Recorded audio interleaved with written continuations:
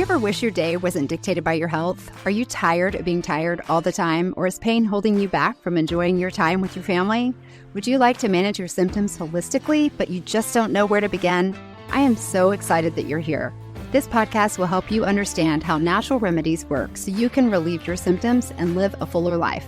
My name is Penny. I'm an occupational therapist, past pharmaceutical rep, a mom, and a wife with a strong faith, and for 25 years, I battled through debilitating Crohn's disease. I took all the medicine and did all the surgeries that stole so much time with my family, but never truly healed me. I finally realized if I was going to survive this disease, I needed to open my stubborn eyes to alternative solutions. I researched how perfectly our bodies work with plants and a lifestyle that made my health less of a burden to my family and aligned so beautifully with my faith and my medical training. If you are ready to reclaim your life with holistic options that are easy to implement as a busy mom and provide relief that lasts, this is the podcast for you. Hello. Welcome back to the Becoming Natural podcast. This is Penny Sampler, your host, and I am thrilled to have you back. This has been quite a week. Just keeping it real. We actually zipped to Colorado for the weekend and ended up leaving early to escape their big storm and get home before the same big storm hit our home in Kansas City. So the traffic was brutal, plus snow, plus 2 avalanches, roads closed, and then we had all the very same issues returning, trying to beat another big storm before it came to Colorado because the Coloradans were freaking out. So we were like, gosh, if they're nervous, then we should be nervous too. So we ended up leaving right after skiing and still waiting till the next day and driving through the night and got stuck again. And we did not get home until 5 o'clock in the morning. So it has been a long week. And of course, I used my favorite hydrate that I have spoken about that is just trace minerals that kept me top-notch hydrated while my 18-year-old continued to refuse my fabulous mother wisdom and refused to drink the hydrate, insisting that he was hydrated with his bottled water.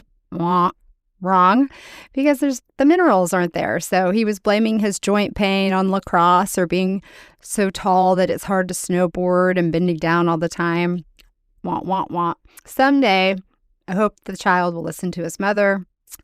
Don't think it's going to be anytime soon, but I will own it because I am that stubborn, and I firmly believe that God gave me that tenacity knowing I would need it to forge through my own health battle. So he definitely gets it from me. So mom tip, if you have a young stubborn one like I did and do, all the qualities that make them challenging to parent are the qualities that will make them the most successful in life. I firmly believe that.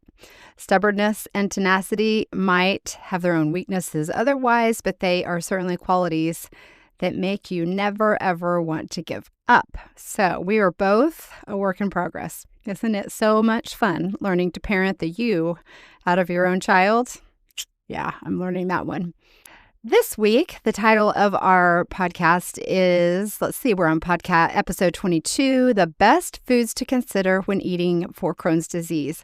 I get this question a lot, and I see it asked a lot in different forums, and we have learned so much, and so much has actually changed in the food department. Of course, I had to learn the difficult way. I would love to share a little bit about what I've learned, and then there's a lot about what we just know as a general population now that more people have more knowledge about Crohn's and foods and what we're doing. Y'all have generously gifted me, and it really is a gift, with wonderful reviews. So thank you so much to those of you who have done that. So I think what I want to do is I just want to read one each week and just say thank you to the person who ever wrote it. So I'm going to share today the first one, but it says, so knowledgeable. These episodes just keep getting better and more fascinating. I am learning so much from Penny, who is able to explain some of the detailed science around healing our bodies in ways that are easier to understand. Truly a great podcast and a must listen, especially if you don't want to live a life reliant on multiple medications. Thank you very much. Signed, Eager to Learn. That is so sweet. Thank you so much. This week, we are diving into a crucial topic: what to eat and what to avoid if you have Crohn's disease, any bowel disease, any bowel issues, and quite honestly, if you just want to be healthy. For so long, we have separated out, if you have this, disease, you should eat this way. If you have this disease, you should eat this way. And really, when it comes down to it, I think that we just all need to go back to just eating straight from the fields and God-made food. But I'm going to give some tips because I know that eating perfectly is not possible. And we have livers for a reason, but it's best to understand why certain foods treat us differently who have a bowel issue. And I'm going to try to go really high level here because there's so much information. I'm probably going to have to come back and make multiple episodes just over certain points here. So we're going to keep it really high level. But Crohn's specifically is an inflammatory bowel disease. You hear the word IBD, inflammatory bowel disease, or IBS, inflammatory bowel syndrome. It's all the same big ball of wax that typically affects the colon. And the colon is the last part of your digestive tract before our digested food leaves our body. That's a very nice way of saying it, isn't it? And it's responsible for removing the water from our digestive tract. So we digest all the way down, and then as soon as the food that we're not going to be using in our body is ready to take an exit, our colon draws the water out of it. So then we are capable of having a bowel movement.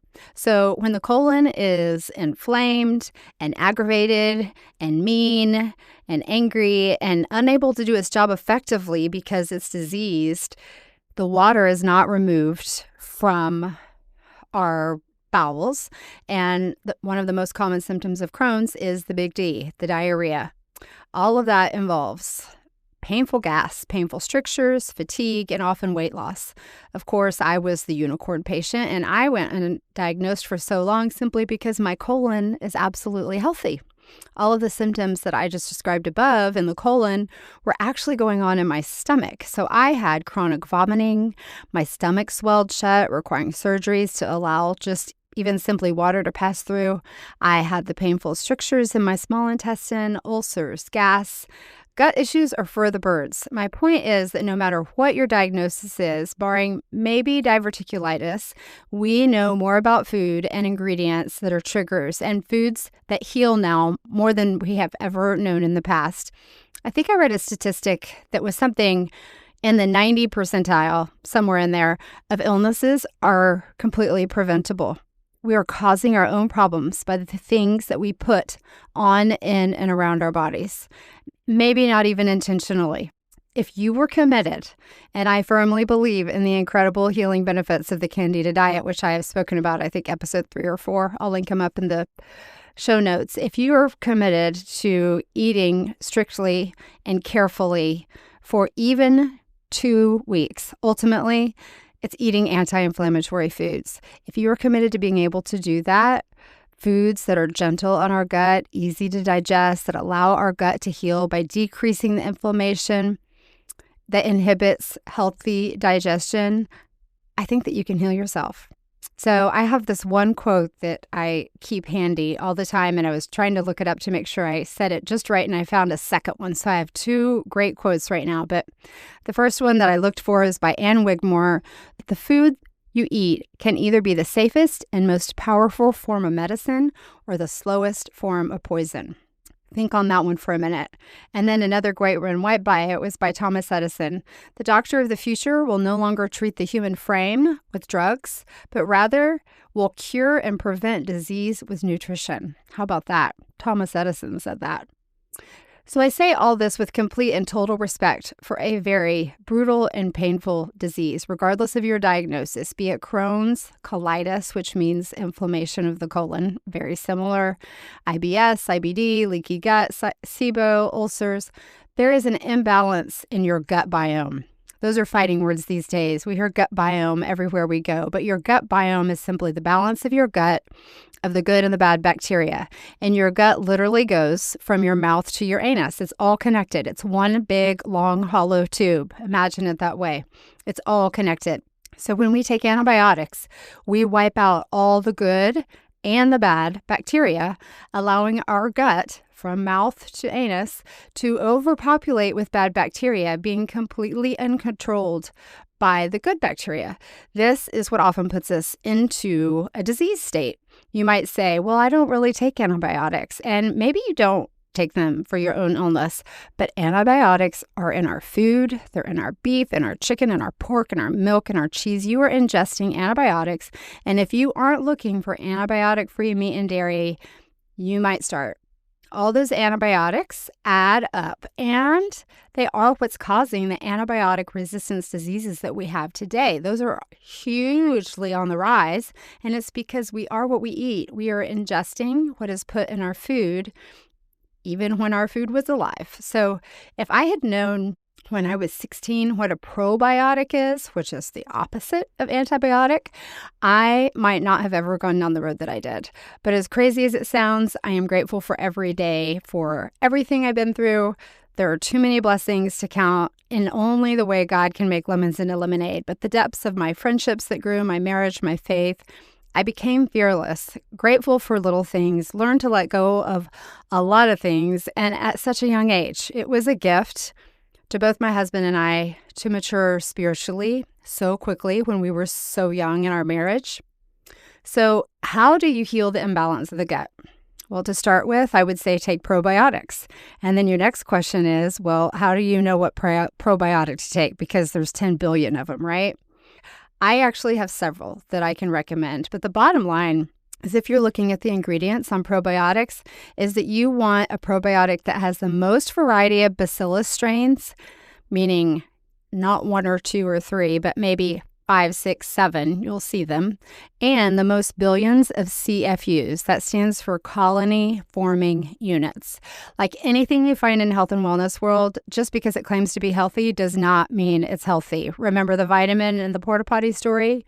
You have to learn to read your labels. You have to know where your products are sourced. And for goodness sakes, it is so stinking hard, but you have to know what ingredients are good and what ingredients are bad.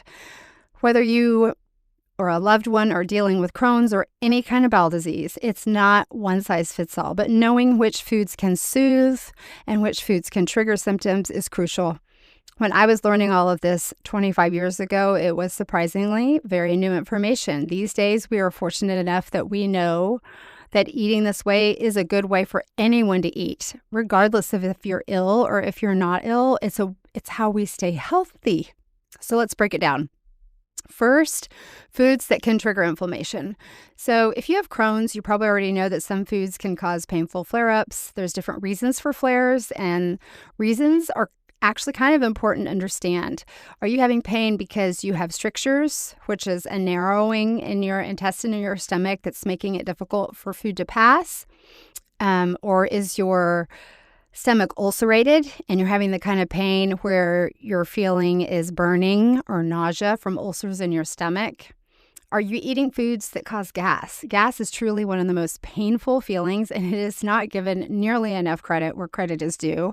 But gas ultimately fills your stomach or your intestines with gas or air.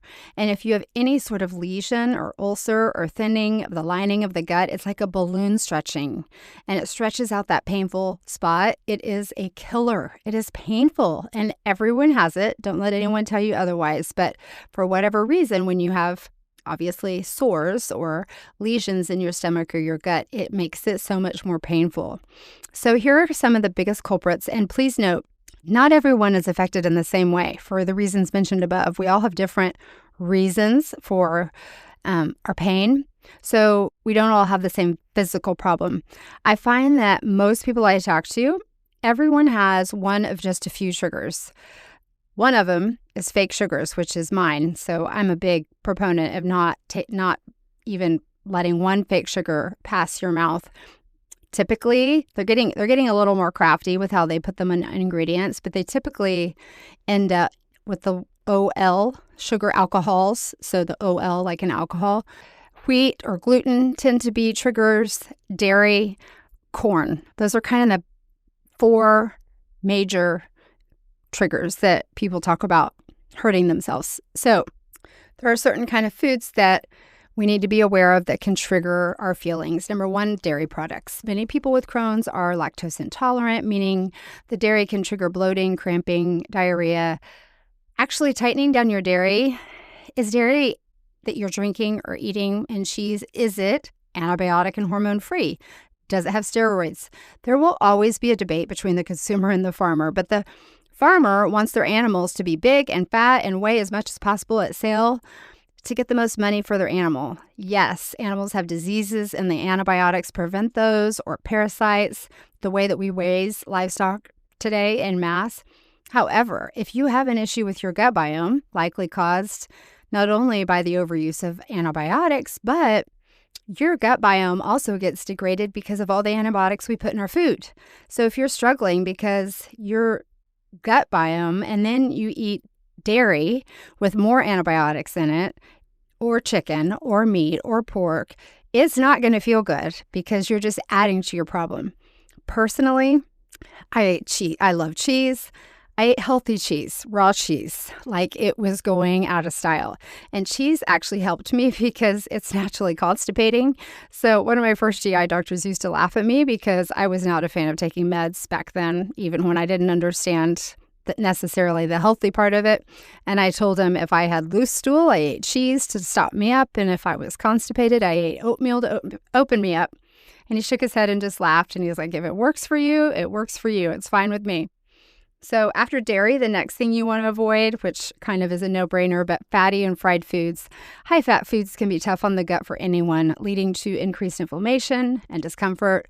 I always like to point out, especially to my kids, that maybe you have a gut of steel right now, but if there's a food these days, especially that has a consistently negative effect on other people, while maybe you're not feeling it yet, it's still having a negative effect on your body. You're just not feeling it yet. It's coming. So fatty and fried foods are never, ever good for your body, regardless of whether or not you have gut issues. Our bodies are so abused by what we have put in them, knowingly or unknowingly. If you eat very carefully, like I mentioned above, for even just 2 weeks, you realize how desensitized you were to awful food. You don't need the sugar, or it makes you sick. You can't tolerate certain foods anymore. It is a very rude awakening to what your body has been tolerating for so long when you take a break for just a short moment of time and then try eating those foods again. Number 3, high fiber raw vegetables. While fiber is usually good, obviously, for digestion, raw vegetables, awful, like broccoli, cauliflower, or cabbage. Like you think, oh gosh, this is great for me. I need to eat my vegetables, but they are hard to digest. They cause gas and bloating. And I have 2 funny stories, but my very first surgery, I was deer in the headlights. I had initially been told it was going to be endoscopic. And then when I got to the surgeon, he's like, no, sweetie, we're going to open you up. I had no idea what to expect. And it's a good thing because it was horrific. But naturally, you think you should be eating vegetables and healthy foods. But contraire, my surgeon, whom I loved, told me about one of his patients that apparently only drank wine and ate carrots. And he came to him and he actually had to have surgery for an obstruction. And when he opened him up, he was literally clogged with carrots. That's all he had in his intestines were carrots. So even too much of a good thing can be bad. Carrots are difficult to break down and your body just can't manage all of that. We need balance and we need diversification of our food, not just wine and carrots. And he told me this because I discovered I could live on stir fry. It allowed me to steam down and cook down the vegetables to get softer so they didn't hurt when I ate them. But the culprit for me was actually rice. Rice and breads tend to get larger in size once they enter the gut. They puff up from the water and the fluid. And oh, how I have learned, even to this day, that rice and bread are not a good choice for me. I just try not to, when it's time to take that last bite, and I think, oh, this is the last bite, I just don't take it because it's no good after that for me.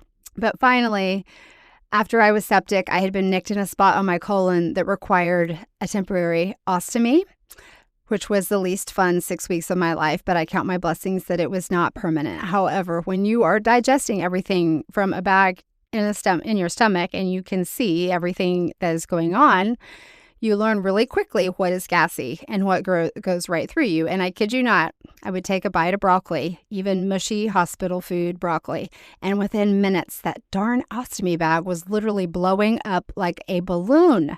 There is serious gas in broccoli. And yes, I learned the hard way, you have to relieve the air, so to speak, from that bag when that happens, because otherwise too much air will get in there and it will pop. So I told you I would tell you everything here, and today is full of lots of lovely, lovely thoughts. The truth is rough sometimes. Number 4, very obvious, not much to say, but spicy foods. Spices like chili peppers, hot sauce, they can irritate the gut lining, leading to more pain. I had issues because I had so many ulcers. Anything that is tomato-based is highly, highly acidic, and that will definitely hurt. So pizza sauce, tomatoes, period, very acidic. Number 5 to avoid, alcohol and caffeine. Both of them can stimulate the intestines and worsen diarrhea or dehydration. The sulfates in wines absolutely killed me because of the ulcers in my stomach. I have zero desire to drink wine for all the times I was doubled over from the pain of the sulfates. But the yeast in beer can also be a killer. And this may sound completely backwards, and everyone is different, so it may not be the case for you, but there's times where I intentionally drank caffeine because I felt like the carbonation from the drink would kind of gather all the gas bubbles together and help me burp. I know, lovely. But the glorious relief of pain to burp when my stomach was stretched out like that balloon, and be it a wives' tale or not, I felt like Coke settles my stomach when it's upset. Just me. Everyone's their own person, right? Number 6, you want to avoid processed foods and additives. This probably could be 3 to 4 podcasts of itself, but let's just start very quickly. Artificial sweeteners, preservatives, emulsifiers that are found in processed foods may contribute to the inflammation and the gut imbalance. And just to help you out, I looked up the definition of emulsifiers just to be clear, but they help mix 2 liquids that don't usually combine well, like oil and water. They're commonly used in food products like mayonnaise, ice cream, salad dressings. It's all about texture and shelf life. That's all it is. This category is one that will literally warrant multiple episodes. It's the hardest to change, but it's the most important. Our processed foods are made with chemicals. Chemicals are synthetic, meaning they're made in a lab. They're not natural. Anything synthetic, our body does not know how to digest it. It's not possible. So it causes irritation, diarrhea, nausea, vomiting. Fake sugars, don't even get me started. If you have a choice, eat pure sugar. Cane sugar is the best, and certainly unbleached sugar. Your sugar does not have to be sparkling white in order to be good.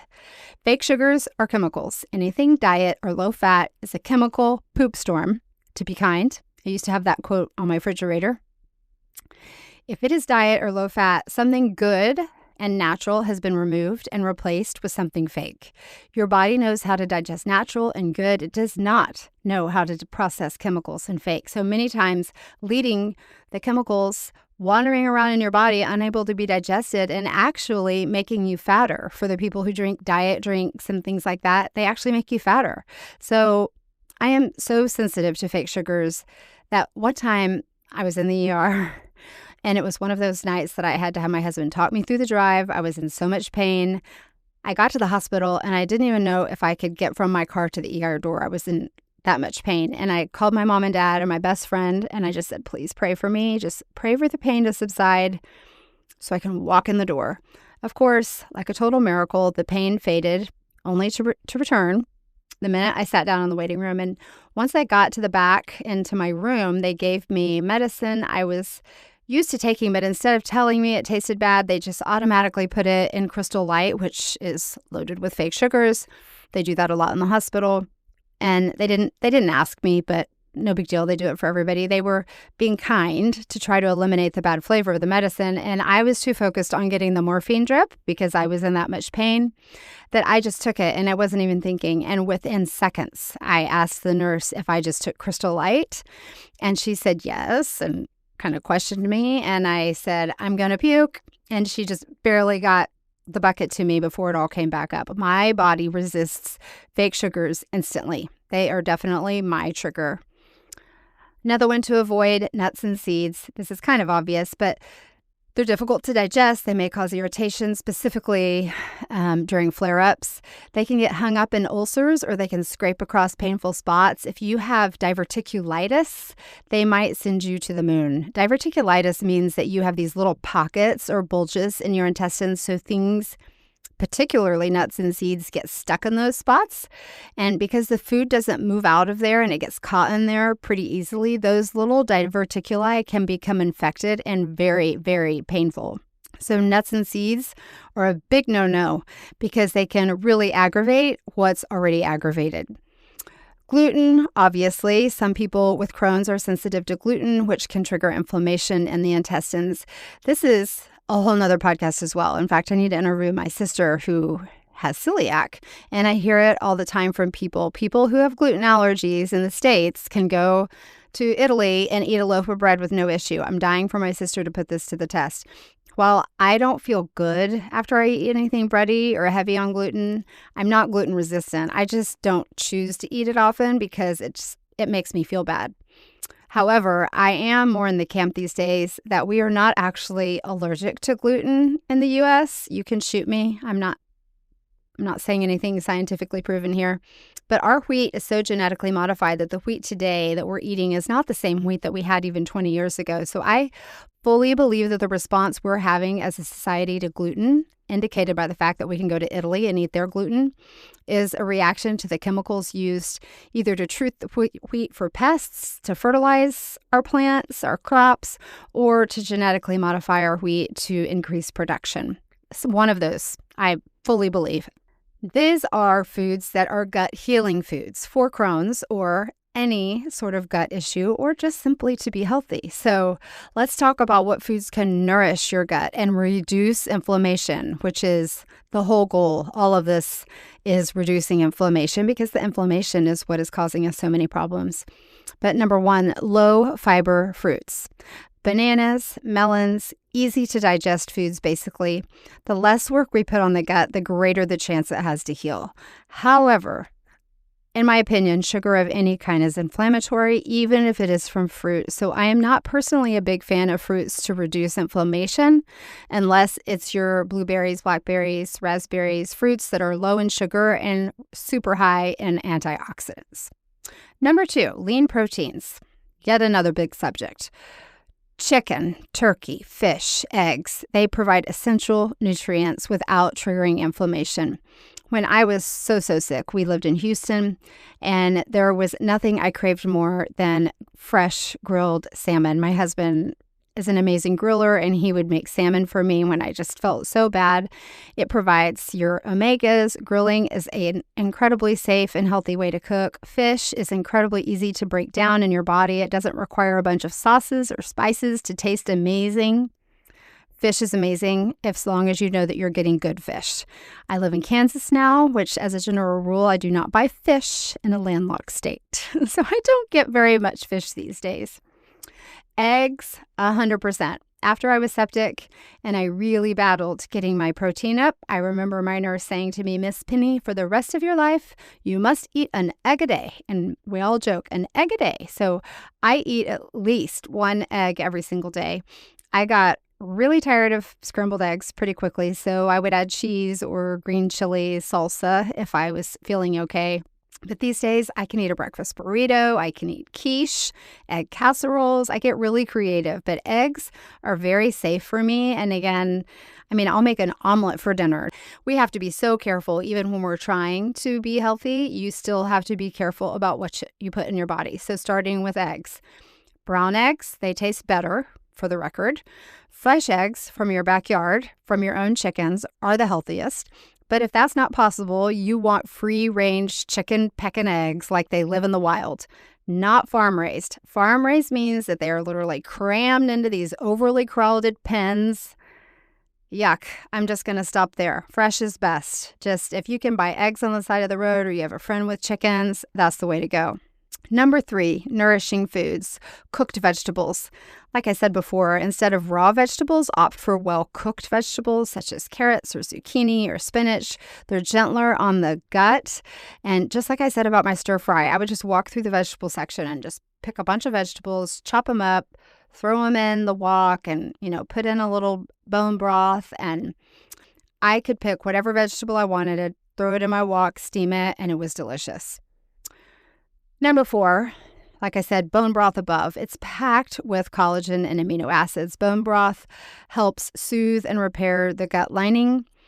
Basically, they make it by simmering down animal bones for anywhere from 12 to 24 hours and believing that the benefits of healthy bones release into the broth and can be used for healing. So, yes to this. And for the record, hospitals are the absolute worst place to be on a liquid diet, that of which I was always on if I was in the hospital. All they have is sugar-free Jell-O, sugar-free pudding, Crystal Light, sugar-free popsicles. Take note, all the sugar-free, which means all the fake sugar. Literally a chemical poop storm that I mentioned above. The only thing I could ever have that was in the hospital was the chicken broth. And on the occasional rare event, they had bone broth. It is truly healing and calming, especially if your gut is irritated and what I would say spasming. My gut would spasm.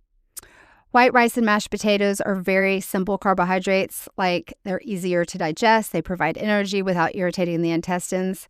Just be cognizant of quantity. I love rice, I love Asian foods, and I have learned, like I said before, that every time I am thinking one more bite, don't take that last bite. It'll truly put me over the edge. I also absolutely love mashed potatoes, always have. I even had a mashed potato bar at my wedding, served in martini glasses. I kid you not, I loved it. Mashed potatoes are safe if they are made with as few ingredients as possible. But if you make the amazing mashed potatoes with sticks of butter and cream cheese and sour cream, those are probably best to avoid on an unhealthy gut. They're scrumptious, but they're not healthy. Number 6, healthy fats. Avocado oil, olive oil, coconut oil, nut butters, if tolerated, can provide really, really needed calories without triggering symptoms. So those are great oils to cook with. I really hate to break it to you because there's no better combination in life than chocolate and peanut butter, but peanut butter is absolutely horrible for us. I know. Read it and weep. Peanuts are grown between crops, and farmers love them because they clean up the soil for the next crop to come along. So peanuts absorb. So they absorb fertilizers, chemicals, pesticides, heavy metals, and then we take those delicious things and make peanut butter out of them and brutalize our already brutalized body with fertilized chemicals, pesticides, and heavy metals. I am very sorry to be the one to bear the bad news if you didn't already know that, but it's best to stick with healthy fats. Even almond butter is better than peanut butter, olive oil, avocado oil, coconut oil. Fermented foods, really, really good for you. So yogurt with live probiotics, kefir, sauerkraut may help balance the gut bacteria, but be mindful of individual tolerance. When I was pregnant with my third son, and I might have said this in a previous episode, but I had borderline gestational diabetes, which I had never had before. My perinatologist told me if I would go home and eat Fage Greek yogurt every single day, plain, the next time I was in, I would not be borderline gestational diabetes. So even though I didn't love Greek yogurt, you do for your baby anything to do to help them. And do you know that when I went in the next time after eating Fage yogurt every single day, I wasn't even close to having gestational diabetes. It's also very good for your bowels and bowel movements if you tend to get constipated. It regulates you. Just make sure you don't get the yogurt with all the added sugars. You want plain. The highest percent you can get, actually, usually Fage, the highest I could find was 4%, but the last time I was at the store, I actually saw 5%. So make sure you get the highest percent. Throw some berries in there if you don't like it plain. I even ate it with granola, which I know is sugar, but if you can tolerate that, it just gave me a little texture that allowed me to eat it. But I use it now as a cooking substitute for sour cream. No one in my house knows unless I tell them, or worse yet, oh my goodness, they see the carton in the trash can and then they pretend like they knew it all along and they won't eat it because it has yogurt in it. But it is the same consistency as sour cream, and it is better for you and loaded with probiotics. Finally, let's see, oatmeal and soft grains. So they're a gentle source of fiber that's easier to digest compared to whole grains. And while I know that we're learning more and more about oatmeal lately being full of sugar, oatmeal was my go-to meal for years just to get my calories. It's easy to digest. It fits through the small spaces because I had so many strictures, and it fills me up. So the next thing, if you love bread, sourdough bread is much gentler on the stomach than yeast bread. And I really didn't know why, but I do not get the same rumbling when I even think about sourdough bread like I do if I think about other breads, and it's great as toast or with a sandwich. So I did a quick little search on sourdough before I hopped on because it's unique and that it doesn't hurt my stomach at all. And this is what I found. And I'll link up the article actually because it was full of great information. But Number one, sourdough is good for the gut because the fermentation process of sourdough bread can lead to an increased number of prebiotic and probiotic-like properties, which help improve your gut health, according to a 2021 review in the journal Microorganisms. Number two, probably for obvious reasons stated in that, it can lead to better digestion. Number three, it promotes healthy aging. It's believed that because it is a staple in the Mediterranean diet. And when you look at different diets and what foods are the way different people eat, the Mediterranean diet is at the top of the list. Number four, it can help keep blood sugars in a healthy range. Whole little discussion here about the glycemic index, but basically sourdough bread has a low glycemic index, meaning it doesn't spike your blood glucose levels. So it's good for you, especially if you're diabetic, things like that, without making your sugars go out of whack. Okay, so, and finally, one of the last nurturing things that you can do for your body is hydration. And I know that everybody hears this all the time, but hydrating drinks, hydrating fruit, keep your entire body healthy and happy. Bone broth, hydrating, herbal teas, electrolyte-rich drinks, those I mentioned before that have the trace minerals can help with hydration, especially during flare-ups. You must stay hydrated, especially if you're vomiting or if you have diarrhea. You're losing so much volume of water at a time. You really need to stay on top of your hydration. So I never wanted to call attention to the fact that I could or couldn't eat what was provided for me at a party or a restaurant. Our entire social lives revolve around food, and adjusting your diet is really no fun at all, but so is feeling like poop all the time, or worse, running to the bathroom on the regular. So when I was still young in my disease, I remember eating fine and paying for it later, vomiting all night long. And I remember praying, Lord, please make it hurt whenever I eat so I know what to avoid. It is so hard with Crohn's sometimes to isolate what hurts you.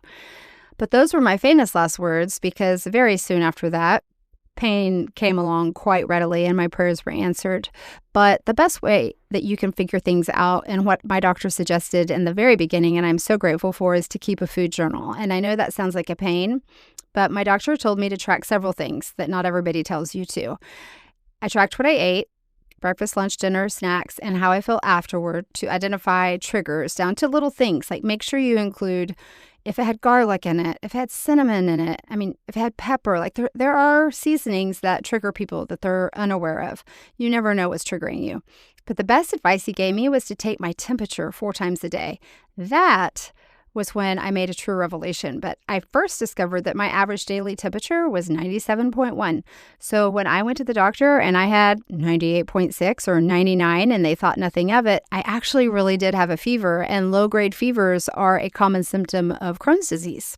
So I took my temperature after every meal, which often picked up on foods that my body was rejecting before I knew that they were being rejected if I had a low-grade temperature. And if you're having a hard time identifying your triggers, that journal is sacred. I wrote what I ate, what, if any, seasonings. Don't forget your drinks. I wrote my temperature down, and then I kept track on how I felt after each meal, and then how I felt when I laid down at night. Typically, nighttime was the witching hour for me because gravity was no longer working for me.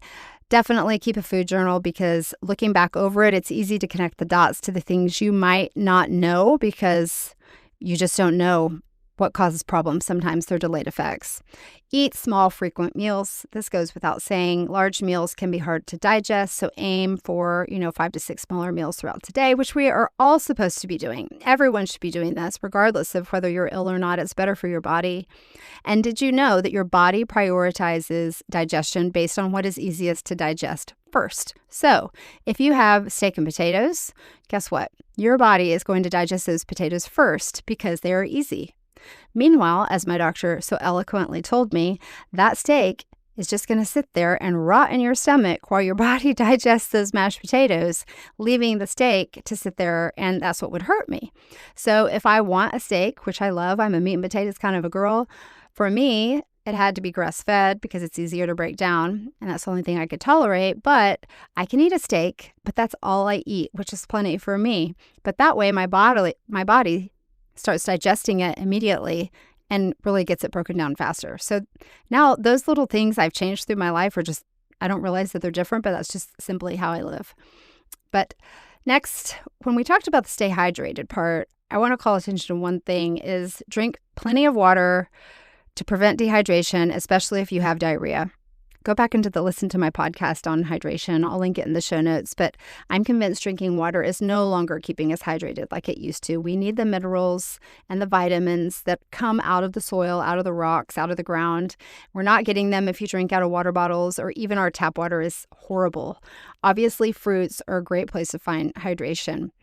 And consider working with a holistic dietitian. And I have to highlight holistic dietitian because one thing that a holistic dietitian will understand more, hopefully they're changing in the hospital world, but they understand more how certain foods affect the gut. Many dietitians think Ensure is the answer to everything for your calories. Have you ever read the ingredients in Ensure? I used to drink 1 to 2 to 3 daily. I used to use them all the time, and many patients in the hospital use them as their primary source of nutrition.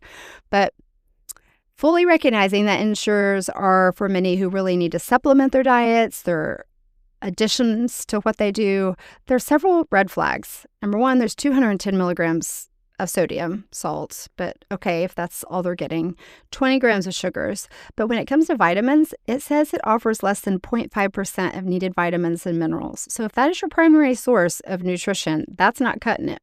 So those are definitely not getting met despite its health claims. And the first ingredients, if you go to the ingredient list, water, corn, maltodextrin, sugar, and then, lovely, a blend of vegetable, canola, and corn oils. And it has sucralose, aka Splenda, fake sugars. You be the judge, but I think a milkshake sounds much healthier than all of those ingredients put together. So we must remember that everything that acts on the gut acts on our body. Food affects our gut, which our gut affects our brain, it affects our skin, it affects our energy. Food is life. Bad food is bad skin. Bad food is anxiety, depression. Bad food is gut issues, ADHD. Bad food's poor energy. Literally everything wrong with our bodies can be traced to what we put in our bodies, starting with our sustenance, our food. It's amazing. Crohn's disease affects everyone differently, and what works for one person may not work for another. I completely recognize this. These are all just my own opinions of my experience and what I have endured. But the key is to listen to your body. I cannot emphasize this enough. We are not trained to do this. We have walked away from this. But a headache is a sign that your body is speaking to you. An itch, a tummy pain. Listen to those signs. That is your body saying, hello, I need some attention over here. Something's wrong. And many times a headache is just, I'm dehydrated. Go hydrate. Avoid your known triggers and nourish your gut with healing foods. The most important thing to remember is that managing Crohn's disease, or your health for that matter, isn't just about avoiding bad foods. It's also about nourishing your body with healing, easy to digest options and paying attention to anything that goes on in and around your body, which is the whole goal of this podcast, is to learn about all of these things and make incredible improvements to our body. So I realized that today we covered a whole lot of information, really high level. I have just so many people that just get diagnosed, and the first thing is, what can I eat? What do I do? It's the first issue that we have to address when we're diagnosed with gut issues, so we can begin addressing the bigger issues. Everyone wants to eat. Everyone needs to eat. So I hope this helps a little bit with pointing you on the right track. If that's your first question is, okay, I'm diagnosed. What can I eat now? Everyone does have different triggers for different reasons, which is why the food journal is so great. But there are reputable doctors who believe that if we gave up processed foods, if we paid attention to how our fruits and vegetables are grown, meaning without the fertilizers and the chemicals, how our meat and dairy are treated, meaning hormones, antibiotics, they believe that we can completely heal ourselves of all of our gut issues, our autoimmune issues, so many things, if we simply stop dumping chemical-laden food into our bodies. A complete and true miracle. I hope you have a great day. I hope this blesses you. Please reach out if you have questions or if you have suggestions. I love hearing from you, and we will catch you next week. Have a good one. Thank you so much for tuning in today. If you've enjoyed today's episode, hit that follow button, leave a 5-star review if you're so willing, and help spread the message of becoming natural by sharing it with a friend. Check out the resources in the show notes and join the email list to stay on top of all the latest and greatest happenings at Becoming Natural as we roll out exciting new things while we grow. Until next time, take those baby steps to a more natural life and always give yourself grace. Progress, not perfection, is the goal. See you next week.